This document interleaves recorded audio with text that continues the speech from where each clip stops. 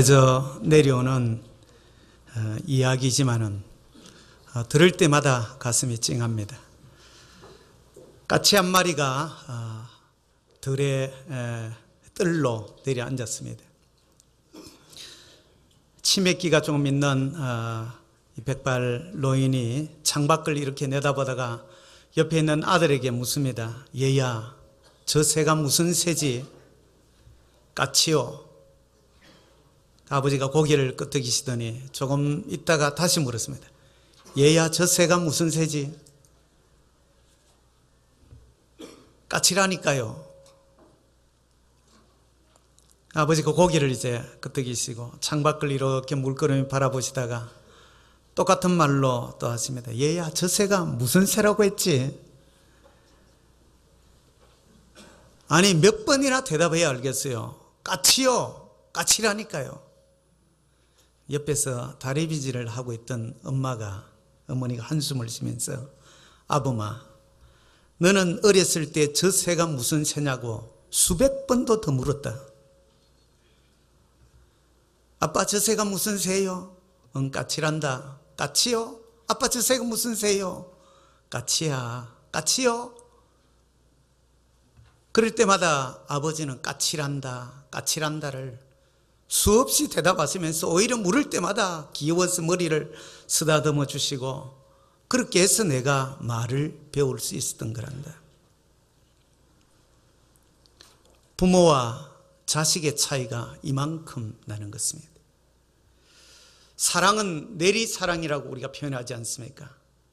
자식이 혹은 손이 아무리 조부를 향해서 부모를 향해서 사랑을 하려고 아무리 잘해봐야 부모의 그 내리사랑에 대한 것을 사실은 우리가 발치도 못 따라가는 것입니다. 부모님이 우리를 향하여서 베푸신 그 사랑을 자식이 어떻게 여러분들 갚을 수가 있겠습니까? 그 불가능한 것입니다. 그래서 하나님께서 위로는 공경을 하도록 해놓았습니다. 그것도 명령으로. 십계명 가운데 우리가 첫째 계명에서 넷째 계명까지가 대인계명이라고 합니다. 대신계명이라고 합니다. 하나님을 향하여서 인간이 가져야 될 도리에 대한 것을.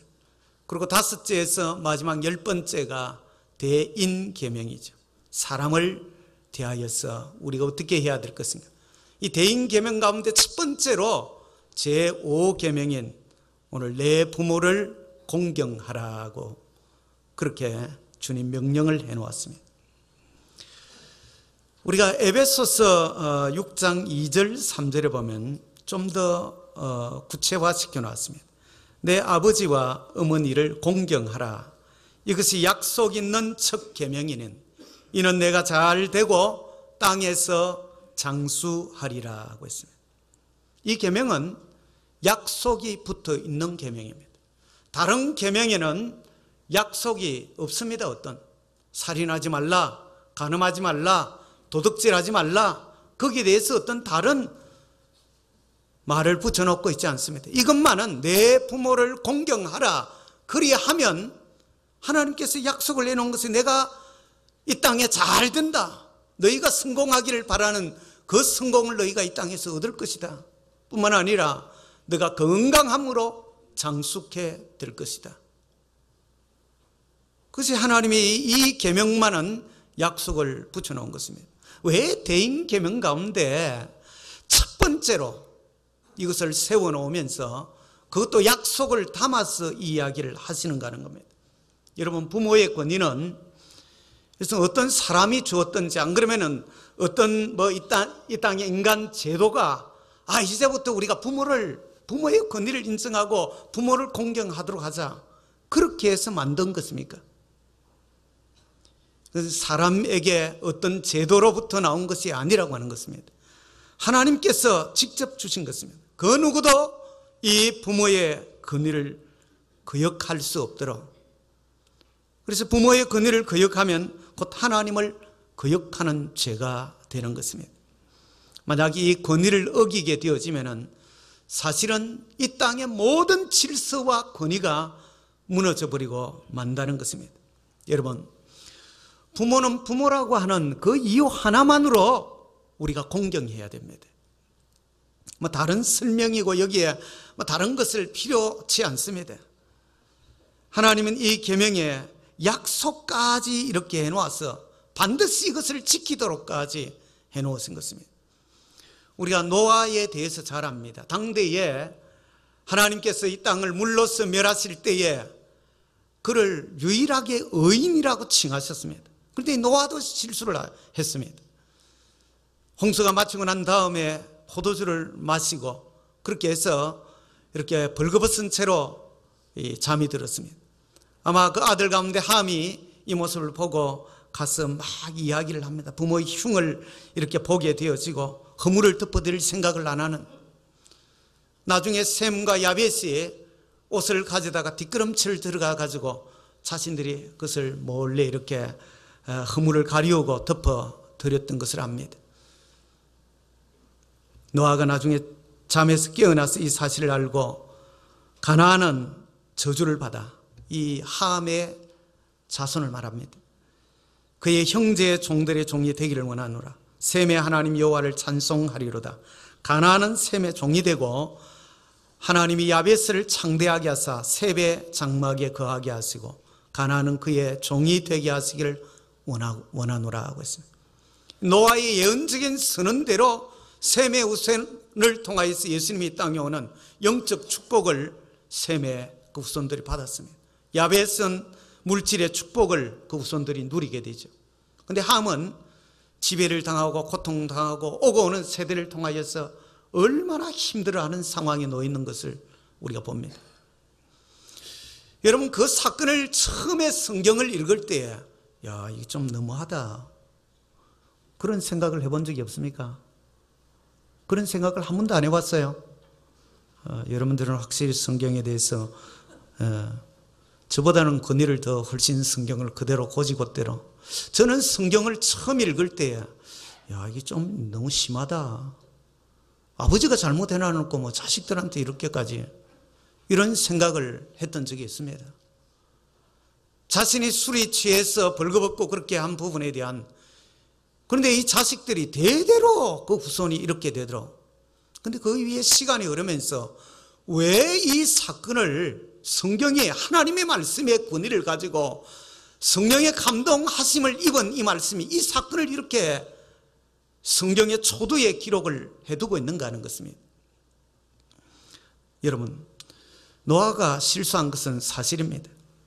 그러나 부모를 무시하고 흉을 보는 것은 사실은 이것은 노아가 저지른 윤리 도덕적인 죄보다도 비교할 수 없을 정도로 큰 죄라는 것을 오고 오는 세대 가운데 하나님께서 이것을 분명하게 가르치고자 하는 것입니다.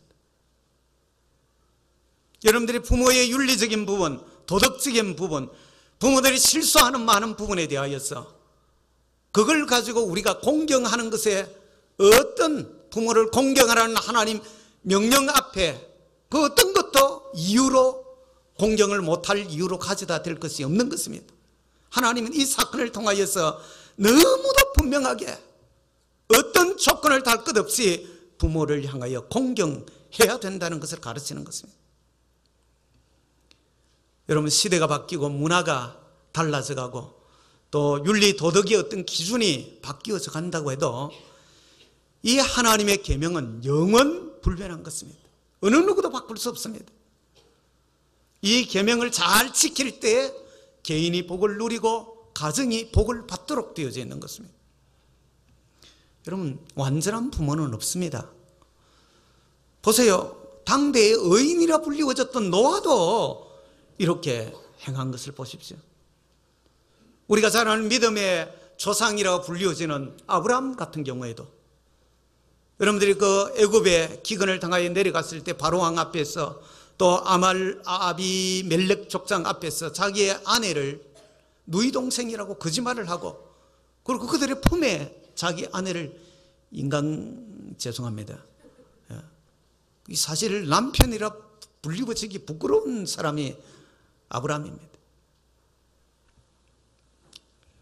여러분, 인간은 이렇게 완벽하지 못합니다. 우리가 잘 아는 이스라엘의 백성들에게서 가장 존경을 받는 이 다윗도 그랬습니다. 자기의 충신인 우리아의 아내를 취하였다가 그것이 발각나지 않도록 하기 위해서 우리아를 저 전장에 보내서 죽이는 살인 방조를 행하는, 사람은 여러분들은 다 완벽한 어느 누구도 없는 것입니다. 그래서 성경이 의인은 없나니 하나도 없으며 라고 분명하게 선언을 하고 있는 것입니다. 여러분, 이와 같이 이 세상에는 완벽한 부모는 없습니다. 그래서 부모가 잘못이 있건 없건, 또 혹은 훌륭하든 못하든, 재산을 물려주든 못 물려주든 그것과 전혀 상관없이 내 부모를 공경하라. 이것은 하나님의 명령인 것입니다.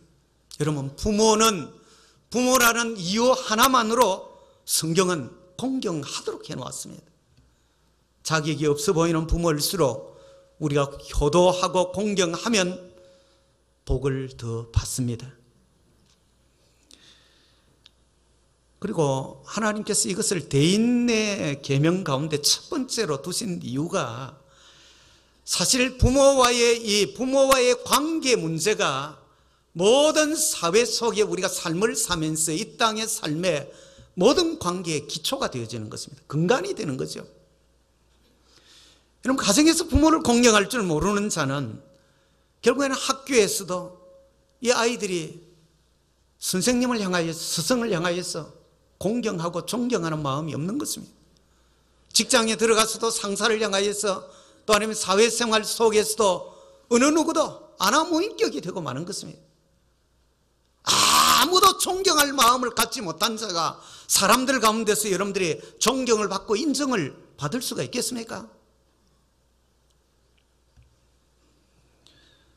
여러분들이, 우리가 하나님이 왜 이 사랑과의 관계에 있어서 부모 공경을 첫 번째로, 그것도 약속을 주어서 우리에게 말씀하고 있는지를 우리가 정말 기담아 이것을 듣고 가슴에 새겨야 되는 것입니다.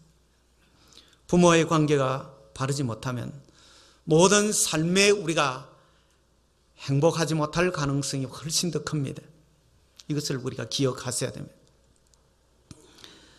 어떻게 우리가 그러면 부모를 공경해야 할 것인가 하는 것입니다. 특별히 우리가 어릴 때에는, 이 아이들이 어릴 때 사실은 순종을 배웁니다. 우리 부모들이 기억해야 될 것은, 이 아이들을 어릴 때에 순종을 우리가 가르쳐야 됩니다. 또 어린 자들은 순종하려고 어릴 때 순종하는 것을 배우지 못하면 나중에는 커서도 순종할 줄 모르게 되는 것입니다. 에베소서 6장 1절에 보면, 자녀들아 너희 부모를 주 안에서 순종하라. 이것이 옳으니라. 주 안에서 우상을 숭배하게 하든지 아니면 다른 죄를 짓게 만드는 어떤 기타 하나님 말씀에 그르치는 일들을 시키는 것을 제외하고는 부모님께 순종해야 된다고 하는 것입니다. 부모 역시 이 순종을 자녀들에게 분명하게 우리가 어릴 때 가르쳐야 됩니다. 존 웨슬레의 어머니인 수산나가 19남매를 낳아서 길렀습니다. 별로 여러분들이, 저희들 초등학교 다닐 때 우리 반에 제일 그 형제가 많던 그 아이들이 있었습니다. 자기 집안에 위에서부터 이렇게 자기 아버지 때, 부모님 때 이런 때에는 한 5씩 이렇게 12 막 적어도 10명, 7, 8명은 예사로 그랬습니다. 19명을 낳아서 수산나가 정말 이 자녀들을 잘 키웠습니다.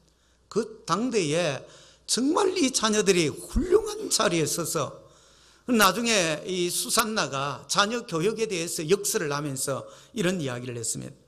어려서부터 고집을 꺾고 부모에게 순종하는 법을 가르치십시오 라고 했습니다. 잠언 13장 24절에 보면, 매를 아끼는 자는 그의 자식을 미워함이라 자식을 사랑하는 자는 건실히 징계하느니라. 잠언 22장 15절에는 아이의 마음에는 미련한 것이 얽혔으나 징계하는 채찍이 이를 멀리 쫓아내리라. 여러분, 죄성을 가지고 태어난 이 모든 인생은 미련함이 다 얽혀 있습니다. 어릴 때는 더더욱 그렇습니다. 아이들이 우리가 매를 들고 건실히 징계하는 이것이 자녀를 축복된 길에 세우는 것입니다. 29장 17절에 보면 내 자식을 징계하라. 그래야만 그가 너를 평안하게 하겠고 내 마음에 기쁨을 주리라고 말합니다. 요즘은 칭찬은 고래도 춤추게 한다. 그 말이 맞습니다. 칭찬을 많이 하는 것이 굉장히 유익함이 있습니다. 그러나 오늘날 인본주의, 인간 중심의 자유방임주의 교육 철학이라는 것이 이것이 등장해서 자녀들을 매를 대는 이 처벌하는 부분에 대한 이것을 이 교육 철학에서 스스로 이거 자꾸 없애도록 그렇게 한 것입니다. 여러분, 우리는 신본주의를 우리가 따르는 것입니다. 하나님의 말씀이 우리의 모든 삶의 기준이 되어진다는 사실을 기억을 하셔야 됩니다. 아이 사랑하지 않는 사람이 누가 있겠어요? 목사님은 아이들이 사랑스럽지 않아요. 나도 사랑스러워요. 아이들 혼내고 싶겠습니까? 목사가 막 이렇게 막 인상을 그리면서 막 아이들 막 뛰어다니고 막 이렇게 떠들고 이러면 아무도 그렇게 하고 싶은 사람은 없어요. 저 뒤에 앉아있는 김 집사가 아이들 혼내고 싶겠어요? 저하고 똑같은 마음이라고 생각해요. 그런데 요즘 아이들 한둘만 낳고 그러다 보니까 이 아이들을 여러분들이 제멋대로 놔두는 거예요. 이 아이들. 여러분, 제멋대로 하도록 내버려두는 부모는 그 자식을 마귀의 종이 되도록 내버려두는 것과 같은 것입니다. 어릴 때의 수산나의 말은 성경이 가르치는 그대로입니다.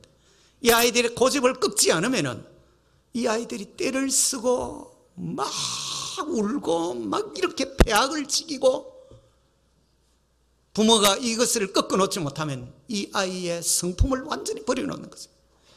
죄성으로 이 아이가 어릴 때부터 그 속에 딱 이것이 못이 박히면은 여러분, 이 아이를 망치는 꼴이 인생을 망치는 것입니다. 부모의 권위에 순종하는 삶은 모든 사회생활의 뼈대가 되는 것입니다. 이 축복의 근간이 된다고 하는 것입니다. 우리의 자신들을 돌아보는 아이들 너무 과잉보호하는 것. 그러다 보니까 이것이 여러분들이 제멋대로 드는 것입니다. 제가 언젠가 그 이야기를 했죠. 영국에 건너가서 제가 처음에 영국에 갔는데 노팅엄을 우리가 갔는지 영국. 굉장히 그 당시에 너무 생생할 정도로 충격적인 사건이 우리가 시내를 이렇게 읍내를 나갔습니다. 우리 집사람하고 이 길을 이제 걸어가는데 엄마가 이제 그 휠체어에 뭐죠? 휠체어가 뭐냐? 유모차. 유모차를 이제 아이를 하나 조그마한 앵글 끌고 가는. 그리고 또 조그마한 한 아이가 한 네다섯 살 정도 된 것 같아요. 근데 얘가 자꾸 뭐 왔다 갔다 하고 이 사람들이 가는데 그 엄마가 스탑 이 말이죠. 아이들한테는 스탑이 이럽니다. 영어로 스탑이. 근데 이 아이가 우리하고 똑같아요. 이 사람들도 3-4번 하듯이 엄마가 이러가 스탑이. 그런데도 이놈이 처음에는 조금 이렇게 하다가 말을 안 들어요. 나무 뒤에 숨고 또 그러니까 딱 놓고 엄마가 가서 딱 아이의 멱살을 딱 잡고 뺨을 그 자리에서 막. 우리는 영국 사람들이 신사의 나라고 이 영국인들 뭔가 이 유럽 사람들은 좀 다르게 키우리라고 생각을 했습니다. 그 사람들이 많이 지나가는 거기에서 적극적으로 처벌을 하는 거예요. 한국 아이들을 거기에 유학 온 사람들이 학교에 보내고 나면은 꼭 학교에서 전화가 옵니다. 아이를 데려가십시오. 아이가 잘못하면은 교실에 딱 한쪽 모퉁이에 딱 이렇게 집어넣어 놓는 거예요. 벌을 세우고 이것이 아니고 아예 딱 한 곳에 이제 가두어서 아이를. 그런데 우리 아이들은 한국 아이들은 막 처음에 여기 있다가 가가요 막 막 이게 감당이 안 되는 거예요. 그러니까 데려가라. 이 아이들이 예배를 드릴 때 거기는 아이들과 똑같이 앉아서 예배를 드립니다. 조그마한 아이들. 이 아이들이 저희들이 그때야 우리가 깨달았습니다. 이것은 아이들은 어릴 때부터 교육이구나. 제가 화란에 갔을 때 화란에 깜펑에 있는 그쪽에 예배를 드리러 갔습니다. 근데 거기에도 어린아이들 쫙 앉아있는, 우리가 중간쯤 앉았습니다. 앞에서부터 예배를 드리는 중간에 광주리가 조그마한 바구니 같은 것이 이렇게 앞으로 돌아오는 거예요. 뭔가 보니까 박하사탕하고 사탕들이. 그런 아이들이 이제 예배 시간에 지겹지 말라고 이제 사탕을 하나씩 집어서 이렇게 쭉, 어른들도 이제 어떤 사람은 먹기도 하고 이렇게 쭉 들어. 근데 아이들이 그 예배를 저는 드리는 것이, 이것은 훈련이구나. 아이들은 어쩔 수 없어. 본래부터 아이들은 그래. 천만에요. 예배가 무엇인지 이 아이들이 뛰어놀아야 되어질 때 뛰어놀고, 또 예배를 드리고 이 아이들이 조용해야 되어지고, 공적인 자리에서는 어떻게 처신해야 되는가를 어릴 때부터 이 아이들이 배우는 것입니다. 여러분 다시 기억을 하십시오. 제멋대로 하도록 내버려 두는 것은 그 아이의 인생을 마귀의 종이 되도록 내버려 두는 꼴이 되는 것입니다. 아이들이 이제 청소년이 되어지고 이 아이들이 이제 조금 커져가면은 사실은 부모에 대해서 용납하고 이해를 하는 마음을 갖도록, 그리고 더 나아가서는 감사할 줄 알도록 그렇게 해야 되는 것입니다. 이 자식들이 어릴 때는 자기 부모가 최고인 줄 압니다. 우리 아빠 키 커, 우리 아빠 힘세, 우리 아빠 경찰이야. 아이들 싸우다가 그렇게 하잖아요. 조그만 아이들 막 말다툼하고 막 이렇게 하다가 막 이 아이들이 그렇게 하다가 이 아이들이 좀 커서 이제 사춘기가 되고 이 청소년기에 접어들면은 부모의 잘못이 보이기 시작합니다. 부모의 결점을 이제 보는 것입니다. 거기에다가 공부 좀 했다고 이제 머리에 이제 지식이 좀 이렇게 들어가면은 부모의 행실을 비판하고 이렇게 따지고 들려고 합니다. 이놈들이 말이지. 그러나 명심할 것은, 여러분 부모가 약점이 있고 실수가 있어도 이 아이들이 그것을 이해하도록, 받아들이도록, 용납하도록, 오히려 더 나아가서 부모가 저들에게 베푼 것에 대해서 감사함으로 공경하도록 하는 것을 가르쳐야 되는 것입니다. 여러분 공경하느냐 안 하느냐는 선택에 대한 문제가 아닙니다. 이것은 마땅히 공경하도록, 부모를 통하여서 이 땅에 우리들이 태어났고 부모를 통하여 먹고 있고 마시면서 우리가 교육받으면서 이렇게 자라는 것입니다. 그렇기 때문에 마땅히 우리가 부모를 용납하고 부모의 허물들과 약점들에 대한 것을 우리가 그것을 이해해야 되는 것입니다. 때로는 부모에게 죄가 있고 실수를 하고 결점이 있어도 용납하고 부모를 공경해야 되는 것입니다. 온 세상 만인이 다 부모를 손가락질하고 욕해도 자기도 그 자리에 같이 있어서 부모를 손가락질하고 욕하면 안 되는 것입니다. 내 아버지가, 내 어머니가 그 많은 사정이 있었겠지. 그 상황에서 내 부모에 대해서 모두가 다 그렇게 해도 여러분들이 내 부모만은 우리의 자녀 되어진 자가 결코 세상인의 입장에 서서 비판하고 손가락질을 해서는 안 된다는 것입니다.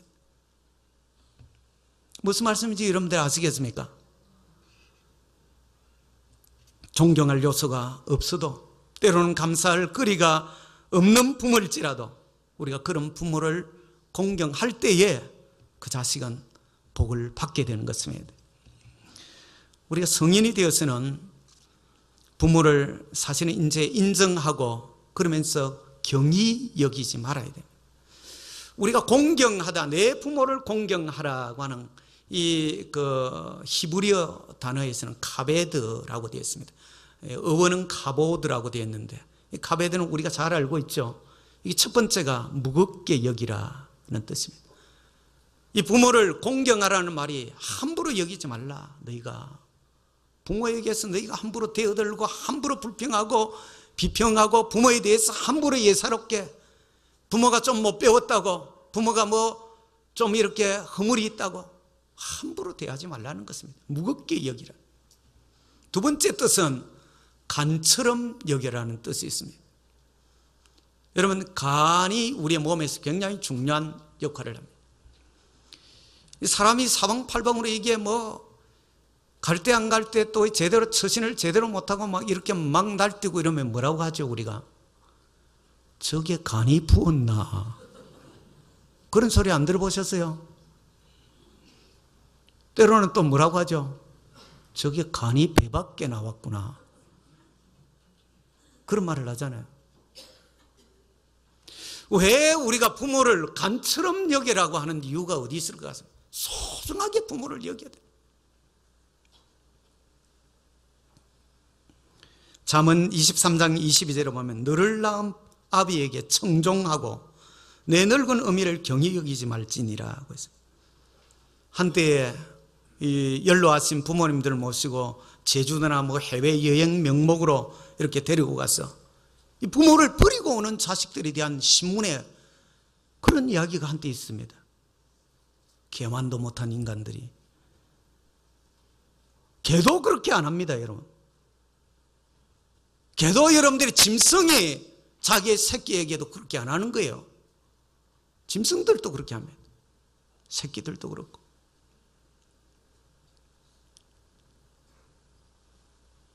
인간이기를 포기한 것입니다. 짐승보다 못한 존재지요.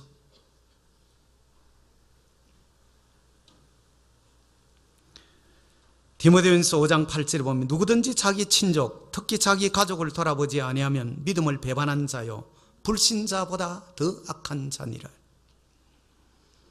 디모데전서 5장 4절에는 만일 어떤 과부에게 자녀나 손자들이 있거든 저희로 먼저 자기 집에서 효를 행하여 부모에게 보답하기를 배우게 하라. 이것이 하나님 앞에 받으실 만한 것이니라. 여러분들이 고대 사회에서는 과부가 된다는 것은 경제적인 능력을 잃어버리는 것입니다. 그럼에도 불구하고 그 자녀들이 어떻든 그 남아있는 어머니에게 효도하도록, 아니면 자녀들이 없으면 손들이라도 손자 손녀들이 효도하도록 먼저 가르치라. 그것마저도 안 될 때는 교회가 돌보도록 하라고 하는 것입니다. 자기를 낳고 먹여주고 입혀주고 키워주고 교육을 많게든 적게든 우리가 시켜준 이 부모를 돌보지 않는 것, 그것은 큰 죄인 것입니다. 우리의 최고의 효도는 우리의 부모에게 복음을 전하는 것입니다. 우리가 영혼이 잘 되도록 하는 것, 우리가 이 땅에서 육신적으로 부모에게 잘 아는 것, 그것은 우리가 길어봐야 100년 미만입니다. 그러나 우리의 영혼에 이 복음을 증가하고 영혼이 잘 되도록 하는 것은, 이것은 영원히 연관되어지는 부분인 것입니다.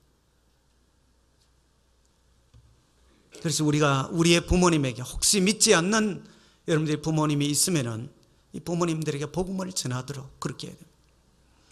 우리 가운데는 이미 양가의 부모님들이 다 돌아가시고 안 계신 분들이 이제 연로하신, 이제 여러분들도 연로하셔서 그런 분이 있을 겁니다.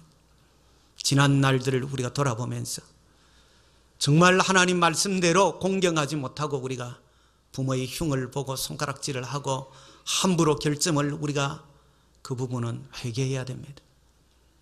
십자가를 붙들고 우리가 회개해야 될지. 이제 홀로 남아있는 부모나 이제 연로하신 부모님이 또 불편하게 병중에 있는 이런 분들, 그런 부모들이 있을 수 있습니다.